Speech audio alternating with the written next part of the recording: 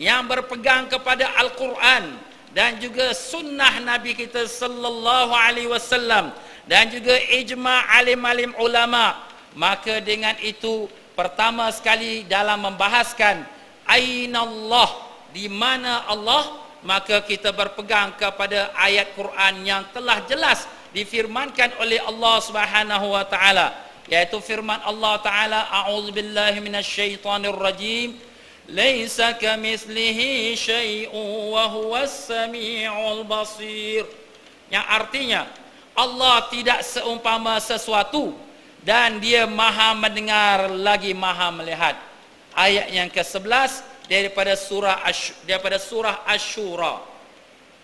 Ayat ini jelas Allah menyatakan bahawa Allah itu Tuhan yang kita sembah tidak seumpama sesuatu, tidak seumpama apa pun, tidak seperti apa yang kita nampak, tidak seperti apa yang kita dengar, tidak seperti apa yang kita gambar-gambarkan, yang kita khayal-khayalkan.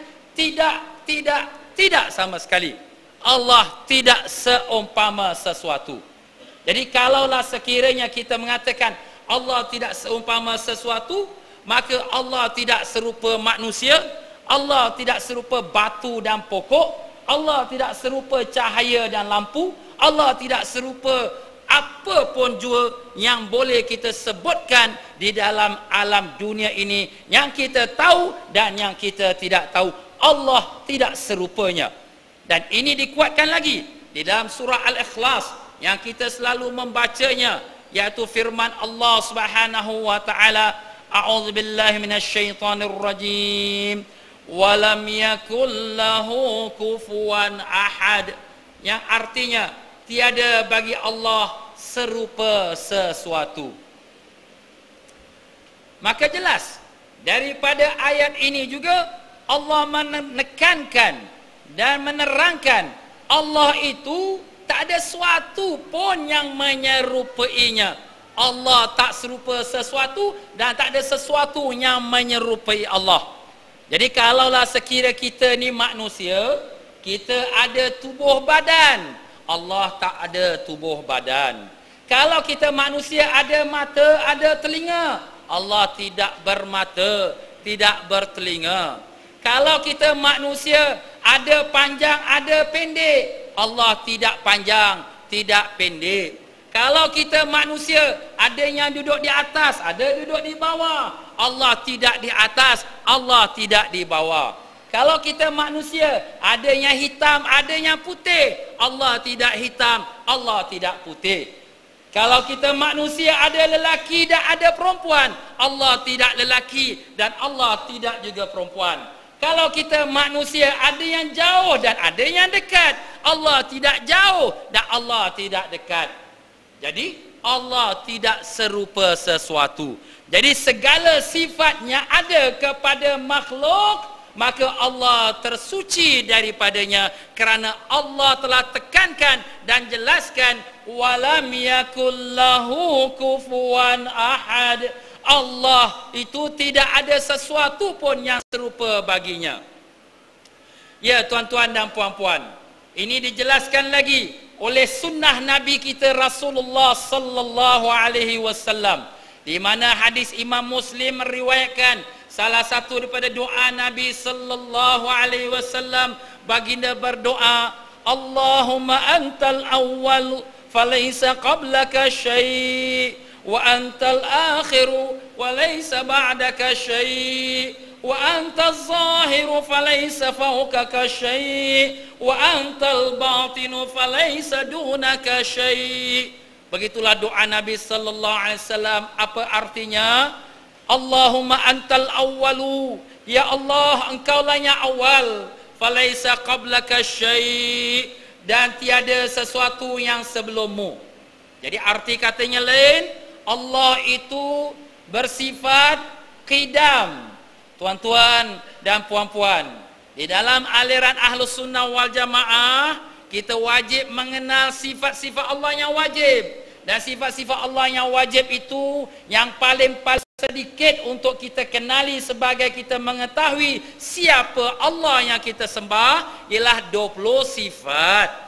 Dan itulah yang kita selalu dengarkan, wujud, qidam, baqa.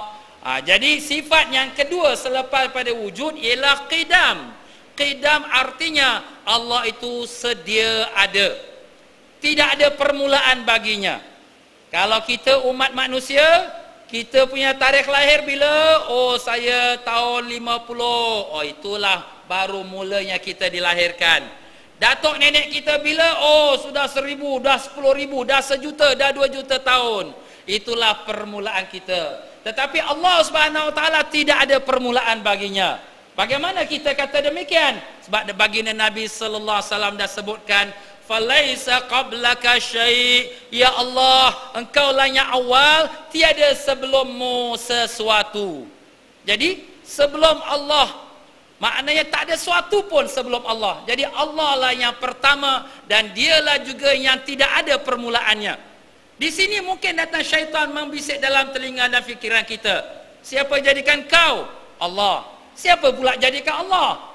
Maka inilah yang telah disebutkan oleh Nabi kita sallallahu alaihi wasallam. Kalau datang dalam fikiran kita soalannya sedemikian, jawabkan sahaja, amantu billah, aku beriman pada Allah. Dah sampai situ, tidak ada perpanjangannya. Kerana kalau kita kata ada pula yang jadikan Allah, siapa jadikan dia? Kalau ada pula yang jadikan dia, siapa jadikan dia lagi? Maka itulah namanya tasasul, berantai-rantai dan tak ada penghujungnya, dan itu adalah mustahil atas diri Allah Subhanahu Wa Taala.